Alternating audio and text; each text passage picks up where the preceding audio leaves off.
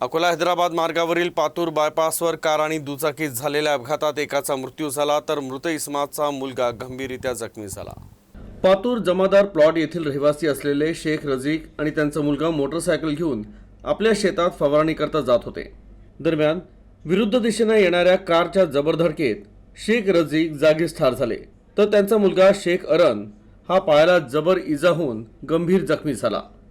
मुलाला अकोला येथील जिल्हा आरोग्य रुग्णालयात उपचाराकरता दाखल करण्यात आलं तर शेख रझीक यांचा मृतदेह शवविच्छेदनाकरता अकोला जिल्हा रुग्णालयात पाठवण्यात आला। या रस्त्याच्या सर्व्हिस रोडचं काम अर्धवट आहे, त्यामुळे या भागातील शेतकरी आणि नागरिक हायवे रस्ता ओलांडण्याकरता विरुद्ध दिशेने जातात आणि त्यामुळेच इथे मोठे अपघात होत आहेत।